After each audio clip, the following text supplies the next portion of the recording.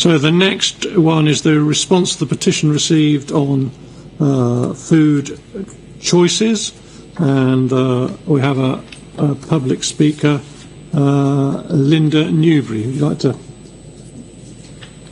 come over there?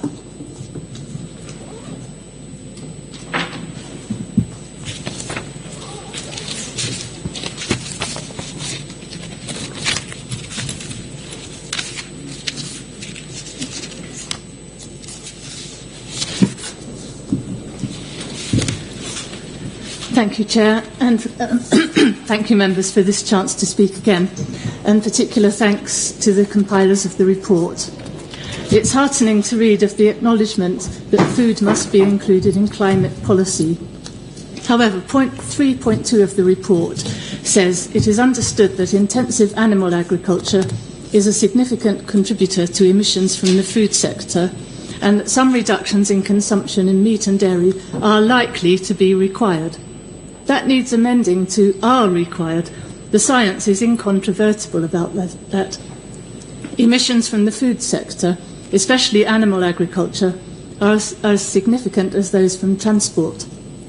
2 relevant reports have been published since the July meeting. A new Oxford University study, widely reported in the media, states that feeding a growing population while staying within safe environmental boundaries will require changes in diets. The study found that vegan and vegetarian diets have substantially lower greenhouse gas emissions, land use and water use requirements than meat-containing diets. Even reducing meat can make a significant difference.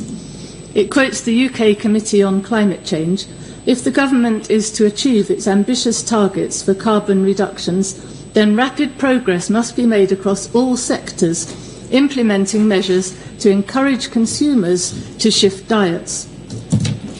The State of Nature, a project by more than 60 conservation bodies, reported drastic declines of UK flora and fauna, and states, "We need to tackle the drivers of biodiversity loss, especially in relation to our food system, adjusting our consumption to avoid products that drive loss of nature.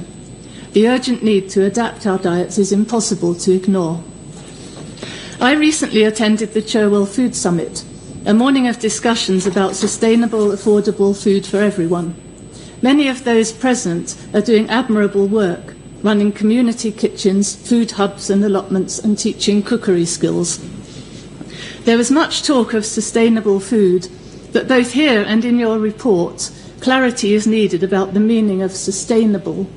There's often a complacent assumption that local equals sustainable, which isn't necessarily the case, particularly for meat production. The Oxford study points out that what is eaten is more significant than where it's produced, with plant-based food always having the lowest impact. Any definition of sustainable food has to include a reduction in meat and dairy consumption. Pardon me. Those present at this meeting were offered lunch provided by the Bicester Hotel. This consisted of meat, fish and cheese sandwiches and various cakes. Nothing appeared to be plant-based, and I doubt that it was even local food. I'd expected the catering to match the principles we'd spent the morning outlining. I pointed this out to 2 of the organisers, who agreed that it was a missed opportunity. I think it was a genuine oversight. The hotel had provided what it saw as a standard buffet lunch. But this highlights how difficult it can be for people to make sustainable choices when menus are so heavily dependent on meat and dairy produce. The reason for my petition was to ask Council to use its influence to help shift that norm by using an easy way of reaching every household. I ask you to reconsider.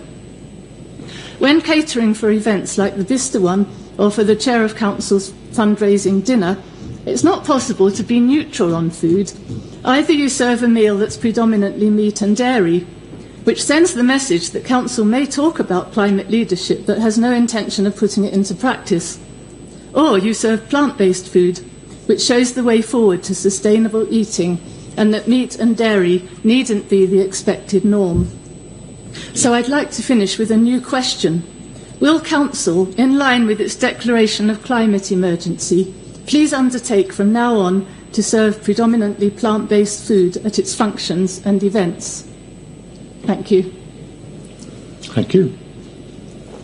Councillor Chapman, would you like to deal with this item? Sure, happy to. I'd like to thank the previous speaker, and I still stick by our report. We do take getting towards net zero seriously within the powers that are allowed to us and the influence that we have in our region. We've already taken a considerable amount of steps to support the need for change, and we do this through all of our policies, trying to influence climate and biodiversity. We try to do this at every opportunity, and we work with a whole range of partners, including the Food Security Group and the Good Food Oxfordshire Group, but we do it with many other partners as well. I'm glad that we've acknowledged the work of the Food Insecurity Working Group.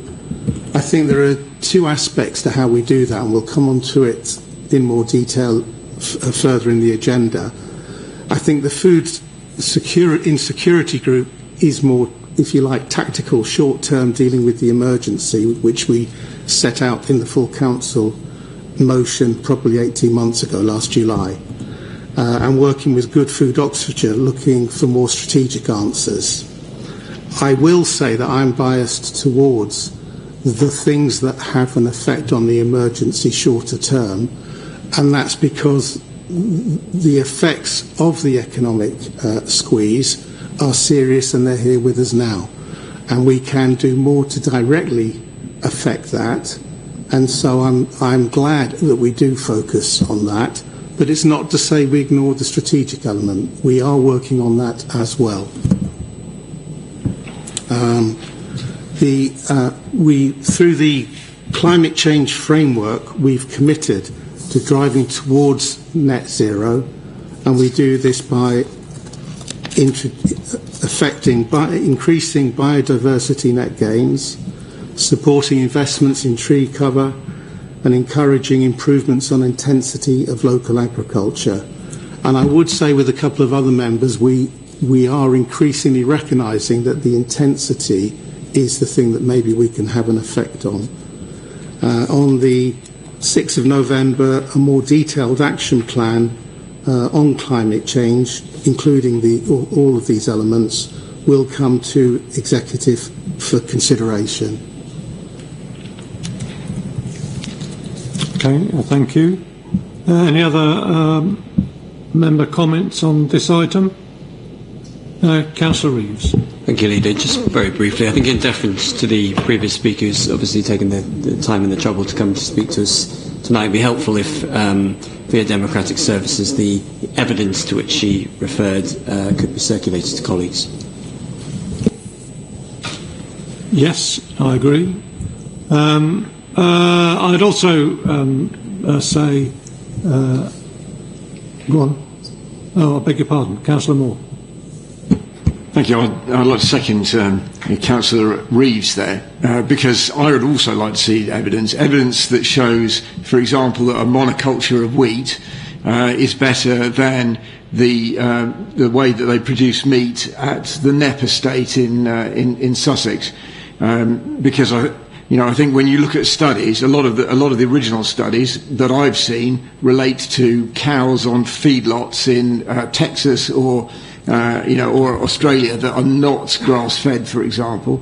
I think there is something to be said about intensive farming, and I certainly, members will know that I've been spouting on about water quality for a very, very long time, before perhaps it was popular.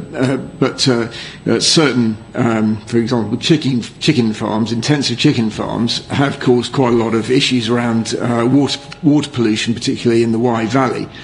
So whilst I kind of understand the issues around the intensive nature of agriculture, I'd like to see these studies that show that what the speaker has alleged to be true are true. Thank you. Yeah. Okay. No, we don't do it twice, Linda. Okay, any other comments? I think the only other thing I would say to you, Ms. Newbury, because how else would you know if I don't tell you? And that is, we don't alter the text of officer-prepared reports because it belongs to them, not to us as members. But if members disagree with the conclusions reached, we're very quick to say so. That's the way the system works. In respect of the council's chairman and dinners and events and that kind of thing, that'll be a matter for him. But I'll be sure to pass on what I'll do is I'll ask him to watch it on the TV, and then he'll know exactly what you said. In that case, I refer members to the recommendations as set out, moved by me, seconded by Councillor Chapman. Are members agreed? Agreed. Thank you. And so I think now